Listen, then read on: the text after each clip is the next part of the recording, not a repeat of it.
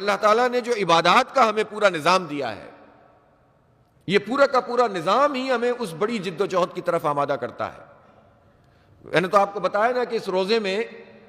تزکیہ نفس ہوتا ہے کہ اللہ تعالیٰ سے قربت پیدا ہوتی ہے،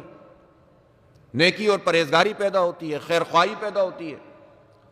اور دوسری طرف جسم بھی اس بات کا عادی ہوتا ہے کہ اگر اس راستے میں کوئی مشکل، کوئی پریشانی، کوئی بھوک، کوئی پیاس آئے تو آدمی اس کو انگیز کر سکے، اس کا جسم اس بات کا عادی ہو۔ تو روزے کی حکمت بھی اس بڑے کام کے لیے افراد کار کو تیار کرنا ہے۔ نماز بھی اس لیے ہے کہ ہم انفرادی طور پر بھی پڑھتے ہیں، اللہ تعالیٰ سے گفتگو کرتے ہیں، اور اجتماعی طور پر بھی اس بات کا اعلان کرتے ہیں کہ ہم اللہ ہی کے آگے جھکتے ہیں اور اسی کی بندگی اختیار کرتے ہیں اور زمین کے تمام خداؤں کا انکار کرتے ہیں۔ جب ہم ہاتھوں کو اوپر اٹھا کر اللہ اکبر کہتے ہیں تو اس کا مطلب ہے کہ دنیا کے سارے الہ، دنیا کے سارے خدا ان کا انکار کر رہے ہیں، اور ایک اللہ ہی بڑا ہے، اس کی بڑائی کو ہم تسلیم کرتے ہیں، اور اس کی بڑائی کو صرف مسجد میں نہیں تسلیم کرتے، نماز میں تسلیم نہیں کرتے، زندگی کے ہر شعبے میں تسلیم کرتے ہیں۔ اور زندگی کے ہر شعبے میں جب اس کی بڑائی کو تسلیم کرتے ہیں اور اس کی مرضی کے خلاف سسٹم چل رہا ہو، ظلم ہو، فساد ہو، جبر ہو،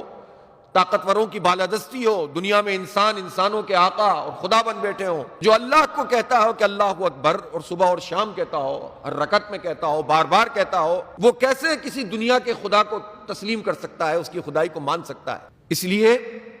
اللہ کی کبریائی کے نظام کو قائم کرنا ہم سب کی اجتماعی طور پر ذمہ داری ہے۔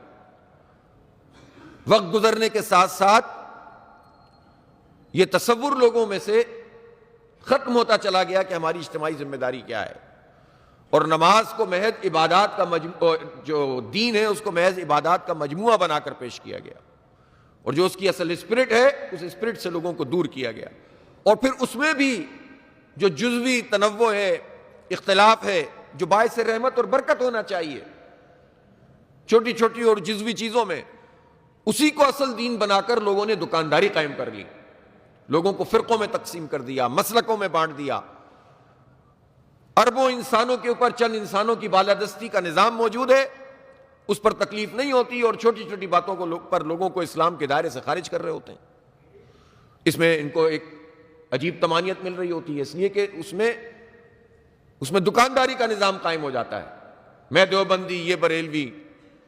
میں اہل حدیث، یہ شیعہ، وہ سنی، اور اس میں بھی پھر فقہی اختلافات، جزوی اختلافات کو کل بنا دیا، اور جو کل کے اوپر حاکمیت غیر اللہ کی موجود ہے اس کو قبول کر لیا۔